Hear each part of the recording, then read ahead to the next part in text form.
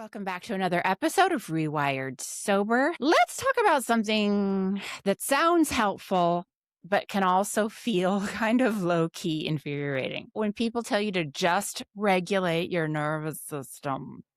Okay. When I hear that, I feel like, okay, great, cool. Let me just do this really quick in between, work, life, step parenting, existential dread, try not to lose my shit in the Costco parking lot. And here's what I've been noticing a lot of conversation on the internet about nervous system regulation and somatic work and being grounded and being calm.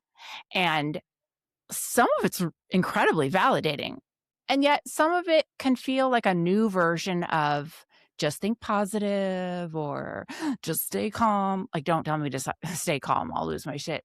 But if you're a woman and you're already carrying a lot, it can start to feel like, cool, one more thing I'm doing wrong, right? Like I forgot to tweeze my chin hairs. I still wear ankle socks with running shoes. I just learned that's not cool.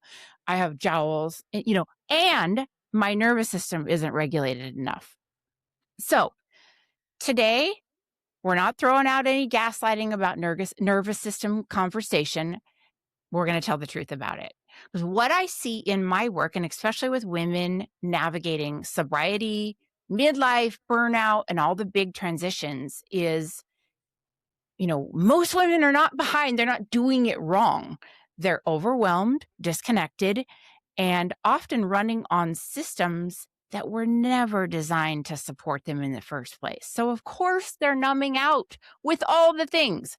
So today I'm going to bring on a guest, someone who works directly with mind, spirit, and body, and really about what's actually happening underneath all of it.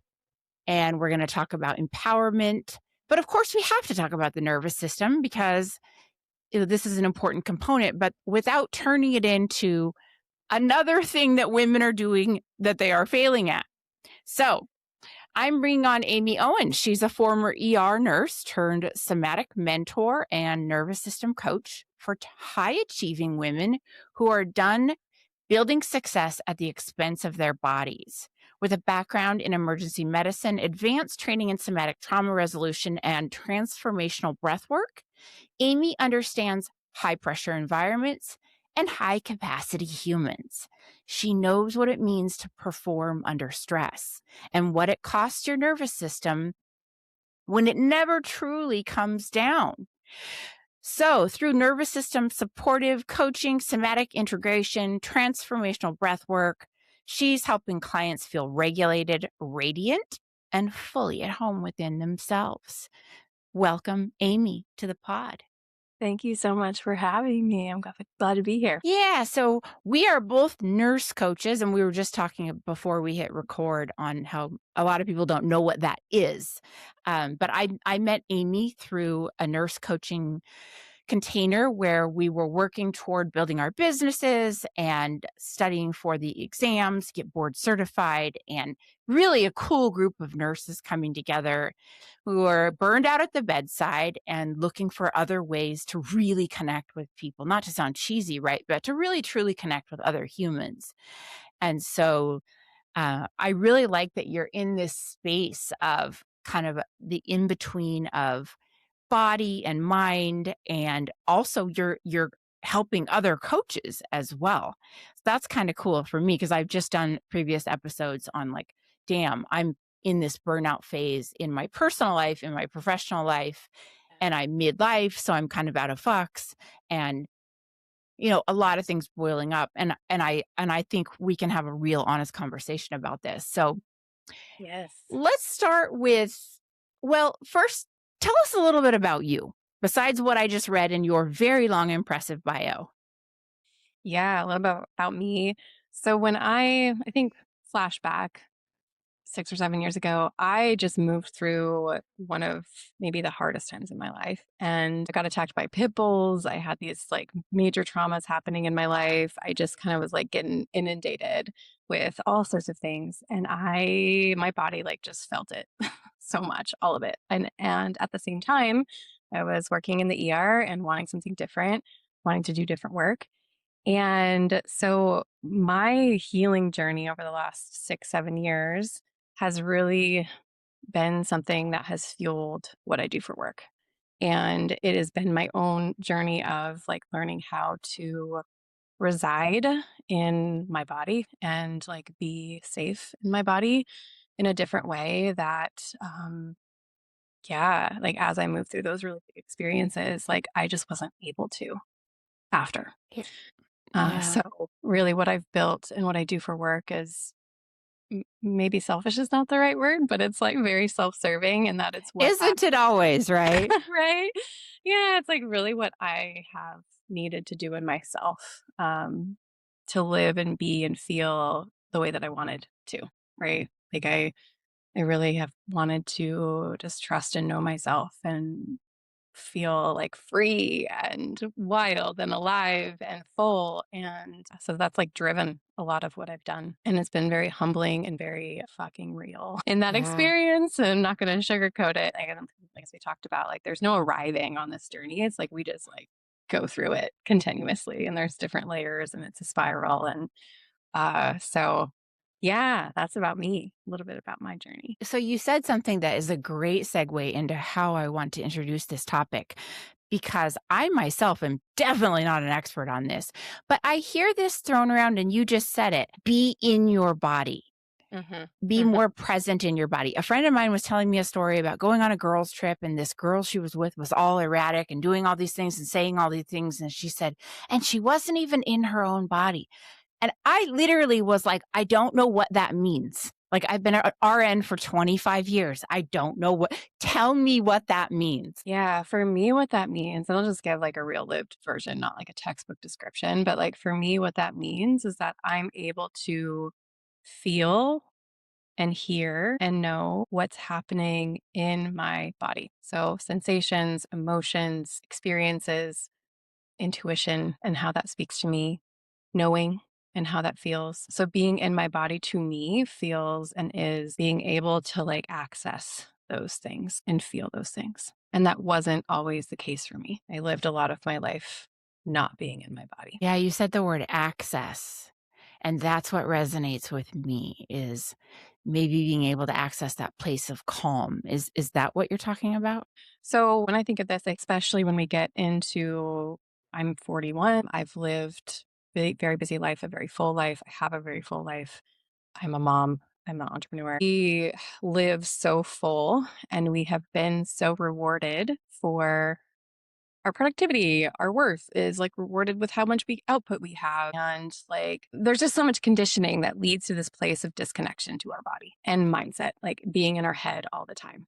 And so when I think of this, I think of going from here, being up here in our head, building a road, building a bridge, or maybe clearing that road that's maybe been severed, clogged, whatever, from trauma, from living at really fast pace, from being just overloaded with toxins, whatever it is.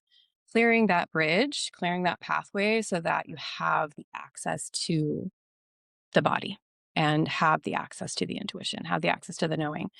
Because without that access, we really can't hear it. It's just not there. And it's not our fault necessarily. It's like we live in a patriarchal society. We live with like really high expectations for being highly independent and not having ourselves being supported adequately. There's like so much that comes into it, but it's also like we have the ability to clear that road so that we can listen and we can trust in that way. And that's the journey. It's really connecting the mind to the body and the spirit and the soul that lives within us. Yeah, I love that. So it's definitely more than just mindset work, which I think can be overused, overplayed out on the internet for sure in the coaching space. I mean, what I do is a lot of mindset work, but I'm really interested in this somatic part because like you said, there's a block if we can't get there. So, what do you see? Like I think a lot of women are disconnected, deeply disconnected with their own body. Yeah, I would agree. I think not just women, but like humans in general. I see it show up in many different ways. And maybe that is just chronic stress patterns. So it's like chronic tension, chronic pain, and an inability to like really slow down and like kind of settle. And it's not about being zen, but the inability to really like be present and settle in the moment. So this feeling of being really wired but tired, so not able to like shift down. I see women feeling like they're doing all the right things and they've lived and created life that should feel a certain way, but they feel kind of hollow on the inside. Like there's this overarching sense of like, this just isn't it, right? It should be it. I've checked all the boxes. I'm doing so fucking much. Why don't I feel different, right? Like, why don't I feel more fulfilled or why isn't it working? Right. I'm doing all the things. Like, why am I not feeling the way that I want to feel? So like that disconnect there of this imbalance. And then they also like chronic, this like weird health problems oftentimes when we're disconnected from our body starts showing up or, chronic pain, chronic tension, but like autoimmune stuff. Things that the doctor's like, everything's fine, but you're fine, maybe go sleep more. And that's just so gaslighting and infuriating to you. You're like, I don't feel fine, right? Like, I don't feel good. Like, what is wrong? So that tends to come in. Um, and I think a lot of women that come to me are in this like big transition periods of their life where they're like, they're in their 40s or they're in their 30s and they're like, I have created exactly what I was told to. So I bought the house, I had the marriage, I have done the big job, I've done the thing. And I feel like I'm trapped in a box that's too small. And I want to get out of it. And this is fucking bullshit, really. Yeah, wow. Yeah, what if there's nowhere to run, there's nowhere to hide because you built a life that you don't like. I hear that a lot too. And so as women, especially in midlife, I'm pushing 47, that this is a real thing for a lot of us, waking up and looking around. And the things that we do to self-soothe and ignore the life we've built, right? The scrolling, the eating of carbs and the shopping and gambling, in my case, drinking, women around me drinking, obsessing over my weight, whatever it is that I'm doing. Yeah. My sister likes to say we're all escape artists. And that, hashtag dopamine nation. Like Right. I love it when we say that. But how are you helping when you're having conversations with women or men? I'm not sure if you coach both. I always leave men out of this podcast. Sorry, not sorry. There's enough for you, men. There's nothing for us. No, when you're coaching people, like, what does that conversation look like? It's really honest, first of all. Like, well, what do you actually want? Like, what do you actually want? What do you actually want to be different? And oftentimes they're like, I don't know, right? Because I don't know, but I just know it's not this. So there might be a disconnection, or there might be some deep desire that they've just never really given themselves permission to feel or be with, or oftentimes it's like being very loving and present and patient with hearing them and listening and honoring what they actually want under it all. And oftentimes people don't know because they're so freaking busy. Like we're so full and busy and on and going. Like we haven't taken the time to just say, like, is that actually what it is? Like, am I honest? Am I actually being honest with myself? Right? Yeah. Can I hear my own voice, or is it so like drowning in all the things that I'm doing for everyone else, or numbing out for whatever way because I don't want to feel it. So really it's like finding that answer, finding that wisdom underneath the layers that maybe takes a little bit of time and patience and love and Yeah. compassion too. Cause like there's this like we're all human, like you said, and the things that we reach for to soothe are part of being human and not really knowing what else to do to soothe our system that feels is like buzzing all the time, maybe, or circulating energy all the time. We don't really know how to regulate from that. We haven't been taught, and that's Yeah. not by our own fault. It's there's a lot that goes behind that too, right? Yeah, yeah. When I was reading your bio, the first thing I was thinking was cortisol, ER nurse. And then I knew you were coming in with some of your own traumas. I did not know about the pit bull thing, but like, how did that manifest within your own body? Like, what physically were you going through at that time? For a long time during that season of my life, I physically couldn't feel anything from my neck to about my pelvis. So there was just like numbness. Even if I attempted to bring presence there, I couldn't. Like it was like a black hole. And so physically, that felt like I just needed to keep moving and going Yeah. and not turn off. So I did that by doing crazy adventures and soothing with alcohol and partying probably a little bit too much and going on crazy trips, being in really adrenaline seeking relationship. So physically it was like I was trying to meet that intensity with intensity. So there was a trying to soothe there, right? Yeah, wow. That's Yeah. interesting. Yeah. So I also just didn't really give myself permission to feel anything else but sadness. That was the only emotion that I could really feel. Why do you think that is? Maybe that was the only emotion that was allowed in my family, was sadness. Interesting. So learning how to feel other things like anger and grief and rage and happiness, even like pure pleasure, was something that I really had to teach myself how to maybe give myself permission to feel and learn how to be with. So when you describe like neck down to your knees or whatever as the black box, oddly that resonates, and I'm trying to get this explanation out. Like if someone's listening to this and we're talking about a somatic coach is likely to say, "Where do you feel that in your body?" And if that's a black hole, for lack of a better term, which sounds terrible, Yeah. Yeah. if I had a band, that would be the name of the band, Black Hole. Yes. So my question actually is, yeah, multiple parts. Like, how did you approach that? But also, how did you realize that that was a void? Like that you were sort of bypassing that or you were unable to feel? How did I know? It's because I started to do somatic work in myself and have coaches or breathwork facilitators that were like, well, yeah, where do you feel that in your body? Can you go into that place? And I was like, I literally can't. Like, there is a wall up and I can't get in it. And my hyperachiever, I'm a high achiever. Like, I'm, my history is like ER nurse, commercial fishing. Like, I'm like, I can go. Right. So I wanted to just go right in there and get it done. And put some light in there and be able to feel the shit. And there was like a sense of frustration with that because people were trying to guide me into a place that wasn't ready and didn't want anybody in there feeling that stuff. And so looking back now to my own journey and then flash forward now to how I trained or how I've trained and how I approached that, what it needed and what that black hole needed was to just be observed and met in a different way. And with patience and love and presence, not try to force somebody into something that they're not ready to feel yet or don't have the capacity to feel yet.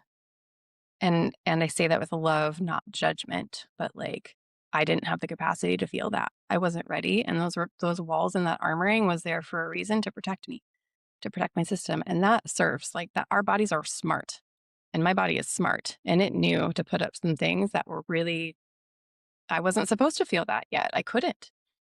It would have completely like flatlined me. It would And have been too much, you think?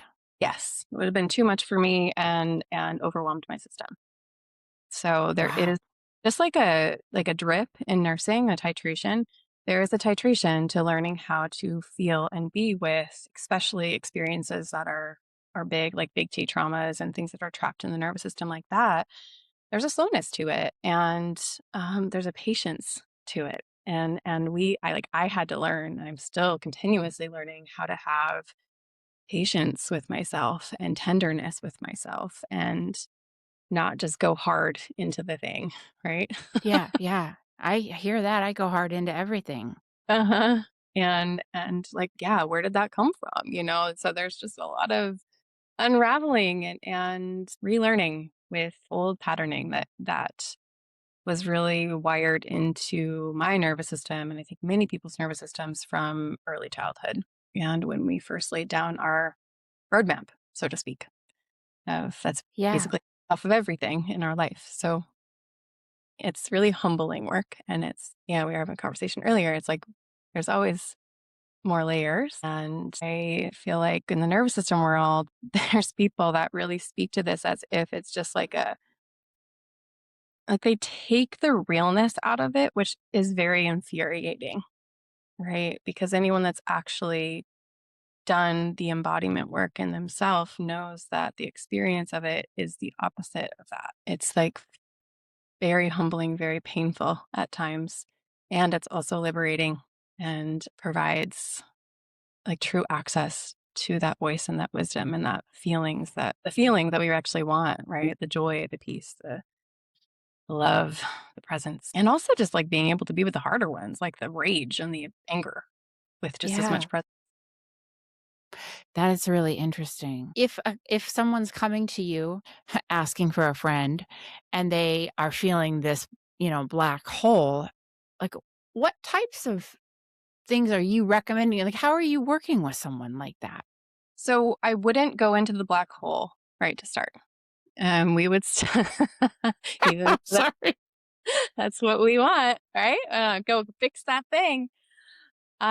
We would first build connection to, and it's very simple. It is like we first have to, maybe it's called resourcing, but we first have to like charge the battery, right? So making sure the body is very resourced and fueled, so to speak, before we start to build presence with those parts that don't have energy or are blocked or armored. And that looks like many different things, but especially with women who are high functioning and have a full plate, it's like, okay, where are we expending energy on things that are maybe can be cut off so we can put more into ourself. And it's not about doing more, but it's about learning how to be more present in the moment slowly and be more present in the body slowly from a fuel gas tank, so to speak, from a fuel battery, from a full battery. So are you talking about basics like sleep, hydration, food, nutrition, stuff like that? Yes. And, simple somatic practices like feeling your feet on the floor, feeling your seat in the chair, being able to do some simple breathwork practices as you're in the Costco parking lot to be like, I'm feeling really activated. Can I just let myself be there? And also, can I do a practice to try to bring presence to what's happening and connection to what's happening? So that I'm not discharging my shit on everyone around us or road clashing the guy to get the parking spot or whatever it might look like in the moment. But yes, it is both. It's how am I fueling myself? How am I sleeping? How am I honoring my basic needs? What are my needs? Do I know those things? And can I start to slowly build presence with my body in ways that feel safe, but not safe at the same time, ways that are slow and honor where the body is? And that's going to look different for depending on where people are. So we do that through simple practices, somatic practices. We do that through breath. We do that through presence, deep coaching. We do it through clearing the gunk out of life, which is drawing our energy and sucking our energy that doesn't need it anymore. Yeah, and for someone like me who also is very busy and in it with life, for me, sometimes it's as simple as noticing when I'm driving that I'm clutching the steering wheel so hard that, like, I'm digging my nails into my hands, or I'm building a lot of tension in my shoulders because I'm so tightly wound, which takes me a couple minutes to actually feel within my body and go, "Wow, I'm sitting in this place of, like, pure tension and cortisol," Mm-hmm. right? If I can just take a deep breath. And, like, I recommend to clients small, little, tiny things like that because, you know, it's I also like to normalize how fast-paced our life is. The Mm-hmm. reality of it is that it's hard to find time to sit down and it's like, "Okay, should I clean my house or should I spend time discovering what's in the black hole?" Well, let's see what I can put off until tomorrow, right? Like, laundry or the black hole? Well, I gotta get laundry fucking done, right? So, little things. Do you find that you start with real small with people, like, in basic Yeah, I think technique? it's that's a perfect example of like I feel like people go into somatic practices with like or somatic awareness with like this, oh, it has to be this other thing, but really the art is like bringing it into what you're doing. So, can I do laundry with more presence? Can I notice that I'm clenching my shoulders as I'm driving and wanting to like squeeze and like bring that, notice that, and consciously shift back and then be curious. There's this curiosity and consciousness too those things. So yeah, little things. Can I clean the house but more slow and notice what my body's doing? Notice what my emotions are. And so there's bringing it into real life that we're already doing, how we're parenting for me, how I'm coaching, I and those kind of practices are very simple. We're already doing it. It's just bringing presence to it. So, yes. Yes. That makes a lot of sense because I have a tendency to think about this type of work as a luxury. Like, it's a side luxury. When I get time, I will do this type of stuff, but talking about integrating it into your everyday, Hmm. now you're speaking my language, right? Yeah. Like, Right. I mean, I don't wanna be present when I'm doing my laundry, but I get what you're trying to say, right? Mm. Can I be a little bit more in my body with what it's doing right now than before? And that Yeah. it's living the work versus making it another thing to do, right? Mhm. Because ultimately, like, what's the goal of this whole thing? Like, Yeah. why? Like, why are we? Why? Right? But it underneath it all for me is like, and why I teach it and why I think it's really important is that we are actually present and connected in our life that we are living. And from that place, we feel truly alive. Like we are able to like fully feel and be not just joyful, but like experience life from a present place. And that to me feels not hollow, but full. Yeah, we talk about in the recovery communities, we end up numbing it all, and you have no sense of real presence and being in it with life, and that sucks, right? And Yeah. so, I've always been curious about this other aspect of healing. Like, we can't just think our way out of problems most of the time. It's Um, about 30%. So mine sits like 30, bodies like 70 is the split. Interesting, say more about that. Yeah. So like there are things that we do with mindset work. Mindset work is really powerful, but we can only really shift like 30% of what we need to from that place. 70% of that wiring is in the body. And so we have to go to the body to really truly make that long-term change in life and how we live and how we feel and how we be. So if we're not doing the body work, we're missing like 70% of the plate, so to speak, of where true change really does happen. That's Yeah. interesting.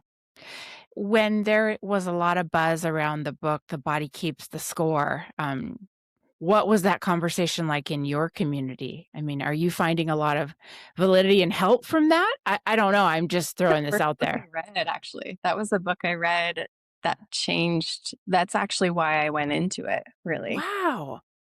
I haven't reread that book since I read it. I think I read it in 2020.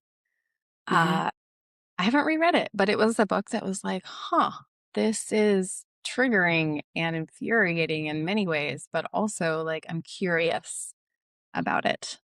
Mhm. I think there's been a lot of research, there's been a lot more awareness and attention put to what that book brought forward since. And that's amazing. And I think that's what human humans in the world really need. I think it brings into light like how important it is to work with the nervous system and not just the nervous system, but how who we are is actually so related to our wiring. Yeah, the programming, set forth that blueprint going forward. A lot of the programming that we were kinda set up for as a young person, and this whole podcast and the premise of my coaching is that we can rewire, Mhm. and this is how we heal. It's a little slower as an adult, but through intention. And I love that you said curiosity. Will you tell me a little bit more about that? How that impacts your personal experience with this type of work and or your clients? I think it's really important to talk about curiosity because really when if we are actually curious about something, we have to be in a regulated ventral vagal part of our nervous system. Like that is part of being actually really curious with with people, with life in the world. And I think also being in connection, in true connection to other people, we have to be in that part of our nervous system as well. So it's not necessarily about being regulated and like calm, but it's about being in our ventral vagal part of our nervous system so that we are actually curious. We are actually able to hear and see and stay connected to other humans and to ourself throughout life, throughout our experiences. I think my experience with curiosity is that with self curiosity or like being curious with myself, I had a really hard time in the beginning with that because I had such a harsh, I still do, like he still shows up. It's at my own. Like I had such a harsh judger, like critical protector that would always come in to be like, you need to do it better and you're not doing enough. And like, you got to do it harder. It's like, I call him my whipper and he just like whips, he's so harsh. And he doesn't have any curiosity. He doesn't have any like, they're like love, right? There's some like love there. And so I've had to do a lot of work in myself to, like be with him, give him a different role and like, so that I'm coming from a place of curiosity within myself. And then also when I'm with other people and in connection, trying to stay in that, like, I will say, I hate the word regulated right now, actually, but like staying in that place, staying Yeah. in that window of tolerance so that I can actually stay curious. Because when we're not curious, we're like in fight or flight, or we're like completely shut down. Like we're not in that window. I know it can feel kinda like a buzzword, and I kinda teed up this episode up like that, like, we don't wanna talk about buzzwords, but it's just, when the cultural zeitgeist gets a hold of something and, pop psychology runs through TikTok, suddenly everyone's a narcissist, and we're talking about nervous system regulation, and Yeah. it's just these pop psychology trends, but 2 things can be true. It's Yeah. important to keep a regulated nervous system for the simple fact, even if you just break it down to being alive and present in your body, not being overly activated. For me personally, it's about pausing before reacting in life. Because without that, that's how I went to compulsory behaviors quickly. I need a drink to numb. I need to eat to numb. I need to scroll. Like there was no pause. There was Yeah. no checking in with the self, right? Mhm. It was just a quick, like, check out, basically. Yeah. So, like, extending that time between stimulus and response Yep. is where freedom is, right? Like, extending that pause. What am I feeling? What am I noticing? Do I still want to choose that thing that I'm reaching for with consciousness?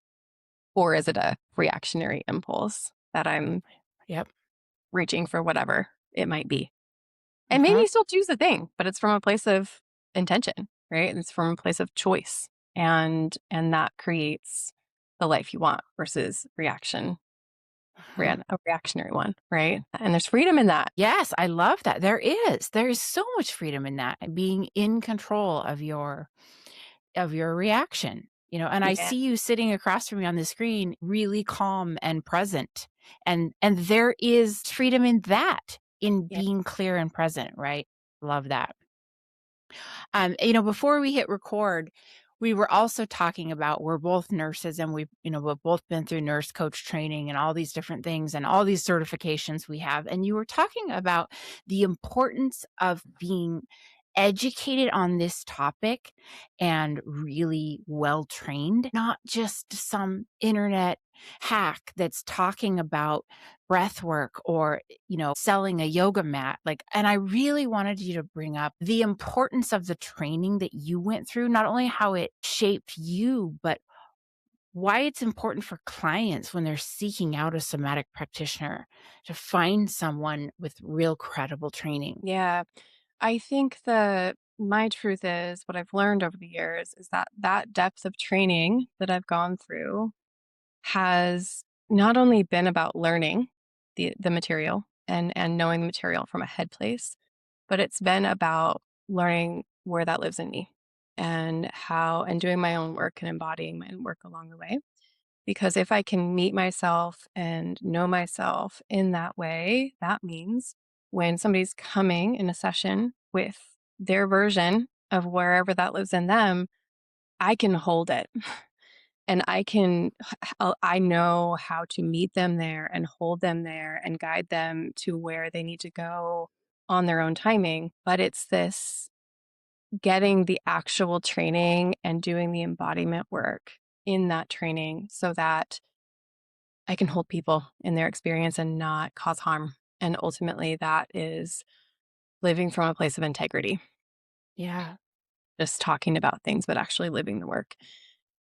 And living the work and embodying the work is, like I said, humbling. It's Of humbling, course. feel, and it's messy and it's human.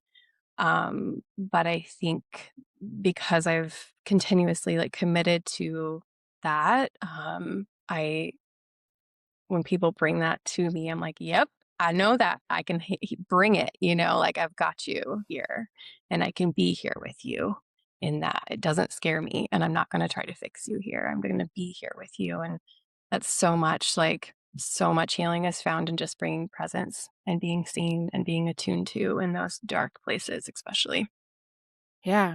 When I hear you talking about this, I think about, the academic portion of it and also the portion of it where you yourself were vulnerable enough to put yourself in those positions, and experience that vulnerability of your own body and your own journey, essentially. Hmm. Um, and because that's what comes up for me a lot when I talk about coaching it's in sobriety is like, in order for me to lead other people down this path, not only did I need the academics and the science and the neuroscience, but I had to experience the vulnerability of ripping off the Band-Aid on all that shame myself, and Hmm. all that stuff I was sort of hiding, stuffing down, cloistering, like, I'm not a person who likes to be super vulnerable, but I had to in order to get here, like, I had to do other levels of work, right? Yes. Yes. And I think the other thing that is found in that, in being vulnerable and doing that work and ripping the Band-Aid off, is learning how to be seen in it and Yeah, held in, and instead of experiencing it alone. And so much of what for high achievers, especially women, like hyper independence, it's actually an armoring of we weren't held in the way that we needed to. And so I think in that ripping off the Band-Aid and being vulnerable and being real, it's being seen in your pain and knowing that you're okay there to be supported and met. what do you mean by not being held? Like, say more about that. Yeah, so not being so a lot of this stems back to like childhood, right? But it can repeat. It does repeat over our lifetime. But really not being as a child, like having a big emotion or having a big experience, for whatever reason, maybe the care provider didn't have the capacity or the ability to be with that emotion. So instead, they stepped it down, go to your room, made you, even crying it out kind of thing. It's like you weren't held, you weren't supported in your experience. So that emotion didn't have time to complete or didn't have the ability to complete. So it gets interrupted and stopped. And when we talk about trauma, little g, big G trauma, or whatever, it's like that is just the ability that, or sorry, it's the stuffing of those experiences into the system. And so when we talk about being held and being supported, it's bringing awareness to where those things got trapped in our body and being seen and met. So those things can complete, those cycles can complete. Mhm. I love And that. yeah, in coaching, it's being, we're being held by our coach. If they're attuned, they're an attuned presence, they're a safe presence for us. And we can allow ourselves to take a breath as I say that, to be seen, and not just in our pain, but in our light too. Yeah. Yeah. I love that. That tracks for sure. What type of, like, practical things are you encouraging people to do? Like, we were talking about laundry and day-to-day household tasks, and if the audience would take away, like, some practical tips here, what do you got? Practical tips. I usually start people with simple practices like, are you familiar with the BASE acronym? No. So the BASE acronym is like the B stands for like noticing your breath. The Yeah. A is the action that you want to take. So it's bringing presence to what's your breath doing? What's the action that you want to take? What's the sensation? And what's the emotion? So just Okay. starting to bring presence to what's my breath doing? What's the action, the impulse that I want to take? I want to reach for whatever, the drink, the carb, whatever it is. What sensation do I notice? Oh, I actually don't notice sensation. I notice the black hole. Okay. That's noticing, right? I notice the black hole in my system. And maybe I have like a buzzing in my chest. Beautiful emotion. I feel anxious. I feel overwhelmed. I feel frustrated. Yeah. So just bringing conscious awareness. And those are things you're doing as you're moving through life. Like I'm in the Costco parking lot, breath is fast. The Yeah. action I want to take is ram the guy's car. Sensation, I'm feeling a fluttering in my chest. I'm feeling like I want to attack, right? Emotion, frustration, anger, whatever it might be. So just starting to bring presence and naming it in the moment with daily life is a big part of it. Mm-hmm. The second part is I'm really curious with women in particular how much white space they're giving themselves without input. So like how much time they're taking for something that they want to do that doesn't have an attachment to an outcome, so that they can actually hear what's happening. So often Wow. they'll have people like go for a walk out. And these are very simple things, but like nature is such a healer. So how much time are they spending in nature, just walking in nature without listening to a podcast, without listening to music, without absorbing anything else, so that they can actually like start to notice. Because noticing is a big part. So another one is orienting. So, which is again, you're doing this throughout your day. You don't need to make another fucking thing to do, right? It's just like you're starting to integrate these practices into real life. But orienting is really powerful because it starts to bring safety and presence in the moment. So when we talk about orienting, it's just really looking around with what we're seeing and like actually seeing the thing.